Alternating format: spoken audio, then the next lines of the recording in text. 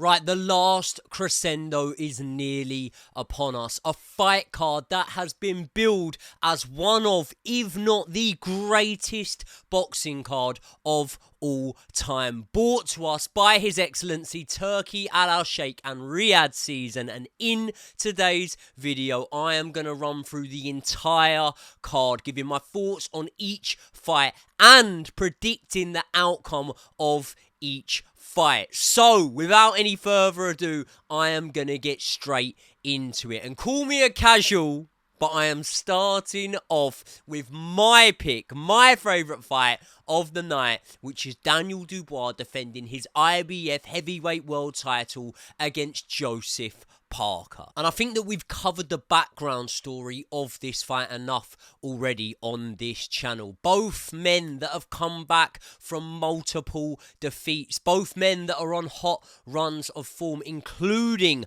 upset wins, and both men that could potentially hold attributes that could prove to be the kryptonite for one another. So let's speak about the fight and how I see it going. Now, I saw an interview this week where Andy Lee, Joseph Parker's trainer, spoke about neutralizing Daniel Dubois' jab, which he and many perceive to be Dubois' biggest asset at this moment in time. And there's two ways that you could look at it. This could be bluffing. This could be trying to pull the wool over their eyes and they've got a completely different game plan and strategy. Or he could just be telling the truth. And I would actually go with the latter. I think that it was shown in Joseph Parker's fight against Deontay Wilder that neutralizing his opponent's best weapon is something that he does tend to do under Andy Lee. He was constantly stepping off to his right and exiting to his right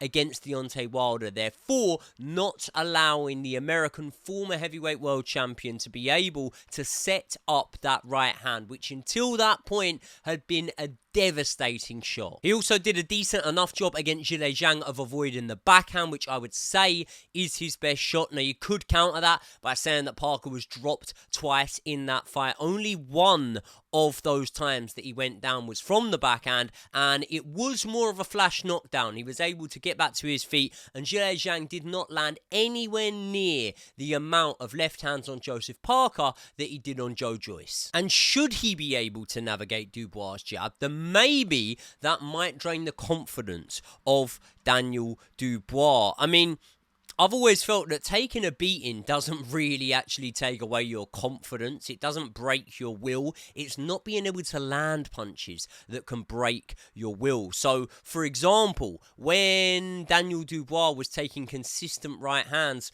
of Filip Hrgović, that didn't break his will, that didn't stop him believing, because he was still able to land on Hrgović. Hrgović wasn't elusive when Joe Joyce was backing up Joseph Parker and at times beating up Joseph Parker. Joseph Parker's will wasn't broken, and that was because whenever he threw his hands, he found a home for them, landing on the chin of Joe Joyce. Basically, what I'm saying is, no matter how tough it gets, as long as you can land, you've got a chance and you will remain confident. So if Joseph Parker is able to take that jab and most of the shots away from Daniel Dubois, able to be elusive and then pick him off with counters as he comes in, then maybe that could derail Dubois' sort of ferocious intensity and his pressure coming forward. However, at some point, Joseph Parker is going to need to land something big on Daniel Dubois to gain his respect. Otherwise, I just see Daniel Dubois keeping on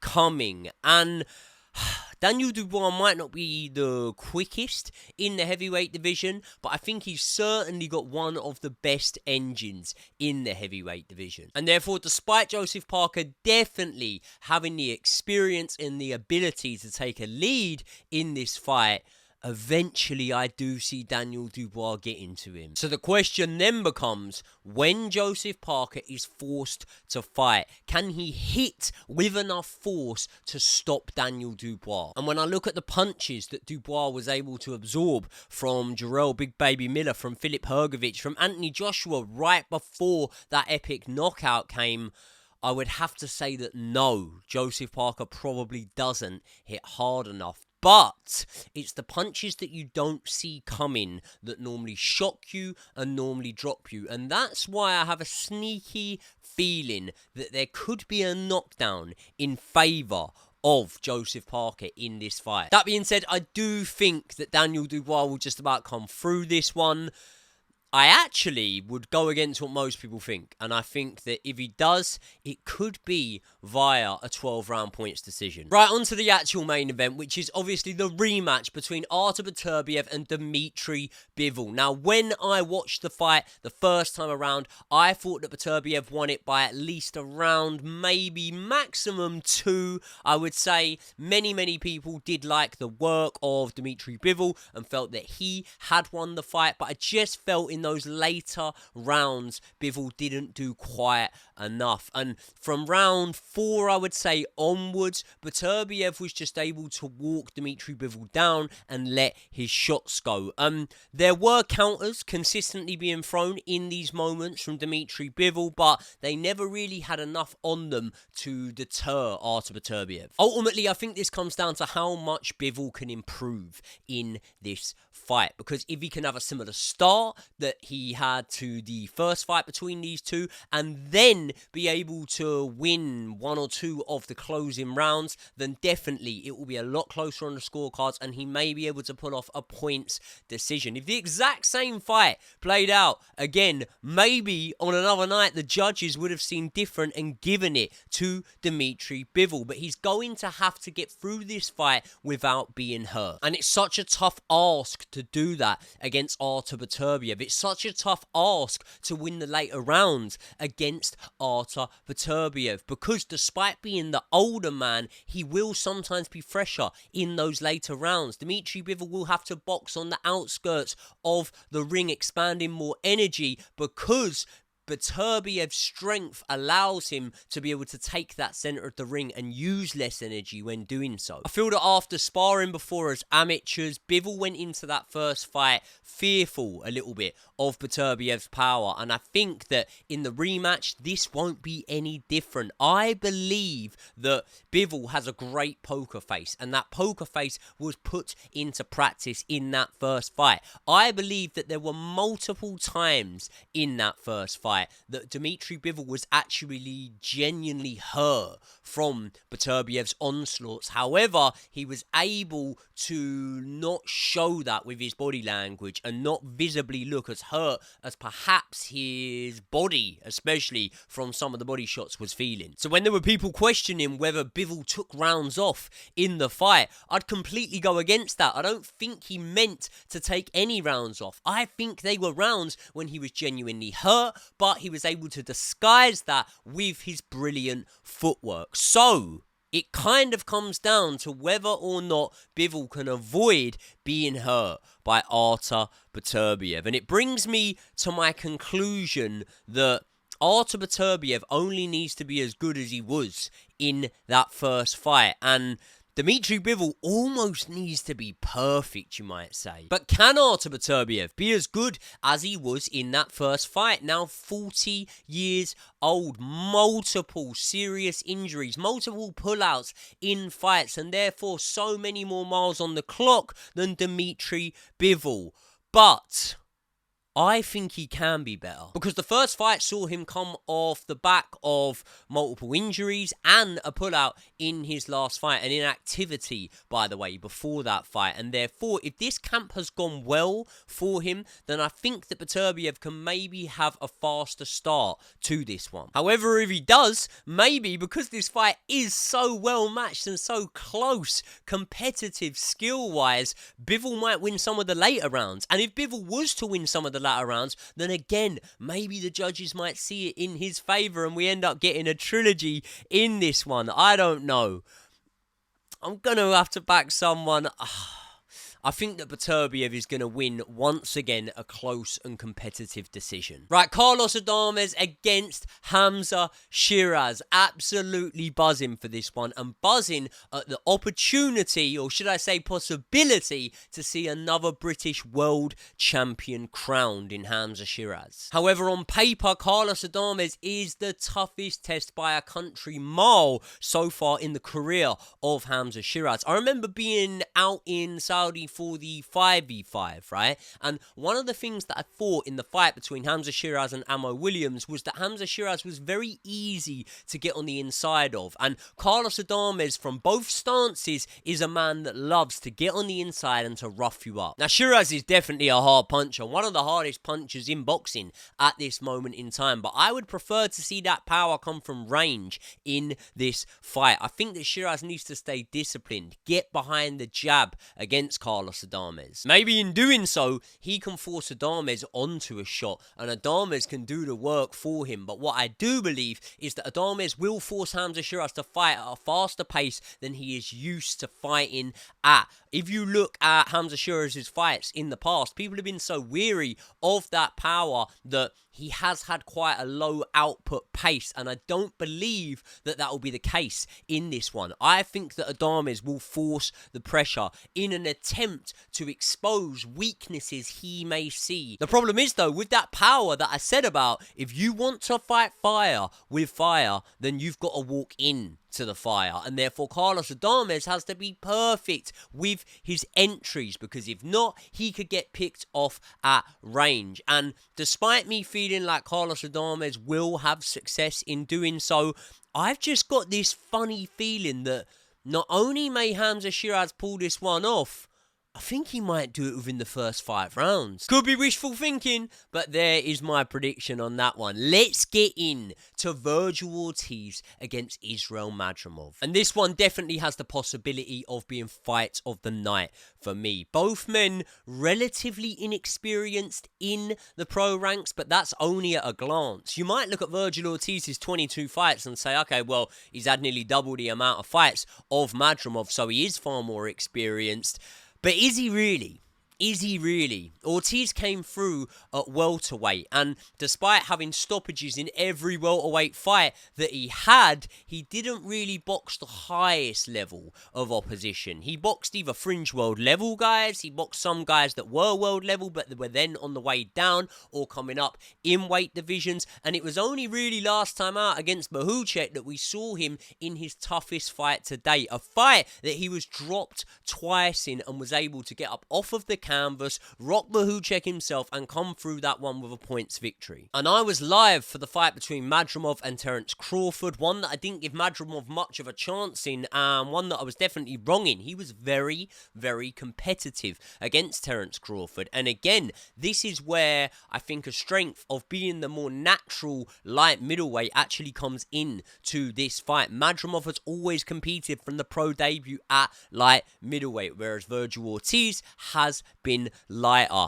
I'm not sure. Stylistically, I honestly don't think that either guy can do much different from, or not can do much different, but will do much different from what has got them to this point in their career. And that is having a really, really entertaining fight style. Think it could be fight of the night. I think it could be back and forth, an all-out war.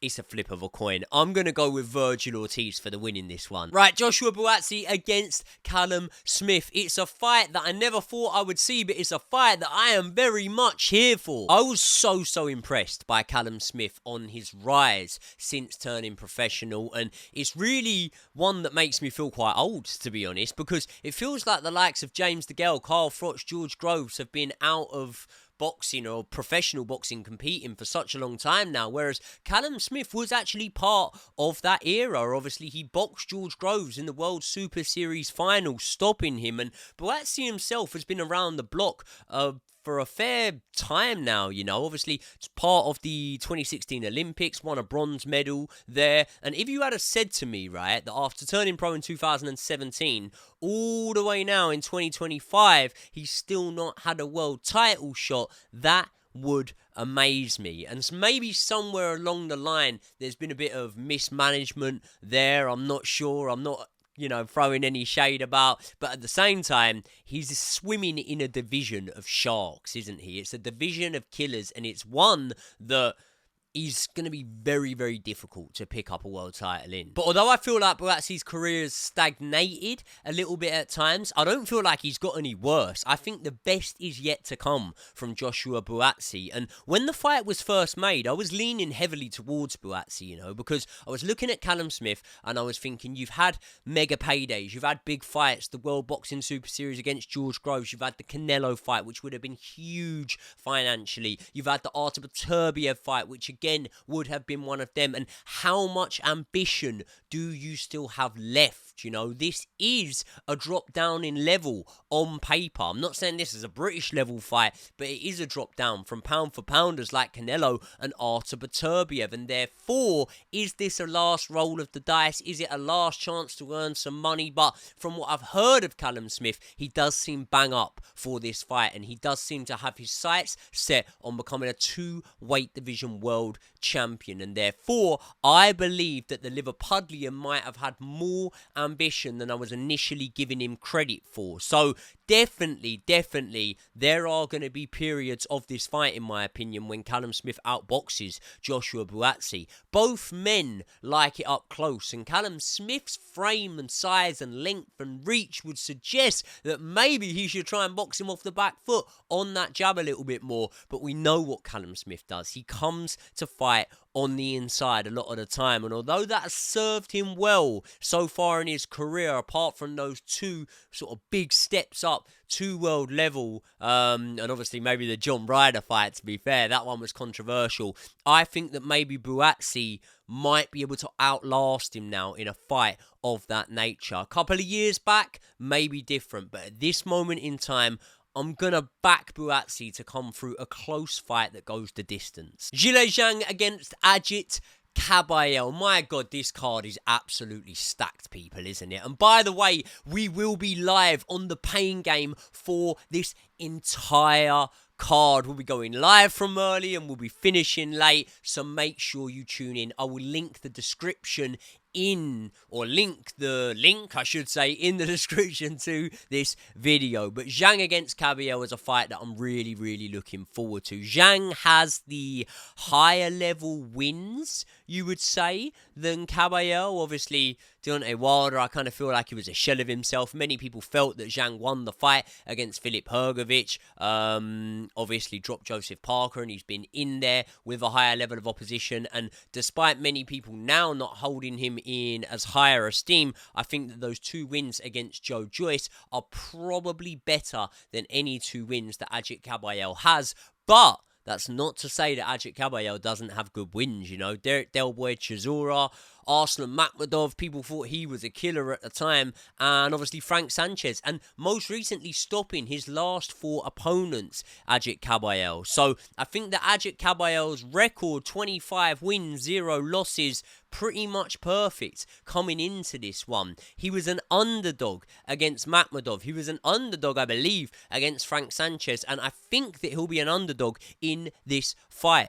But I think Kabayel's going to come through this one. I honestly do. I think that body punching is something in the heavyweight division that is maybe a trait you don't see enough. And I believe that the body work from Ajit Kabayel is absolutely brilliant. I think he hits to the body really, really well. And I think that against a man like Zhang, who has notoriously throughout his career shown that he hasn't got a great engine, and at 41 years old and the weight that he weighs, you can't really fault him for that. It'd be very hard for him to improve on that engine. I believe that one of the first things that can zap that energy and lower your output are consistent body shots. The problem is, you got to walk into range to land those body shots, and we know that Zhang is a power puncher. He has one of the most lethal left hands and right hooks, for that matter, in the heavyweight division. So the question is, can Kabayel be able to get around that? Because I don't think that Kabayel has the exact same footwork as a Joseph Parker,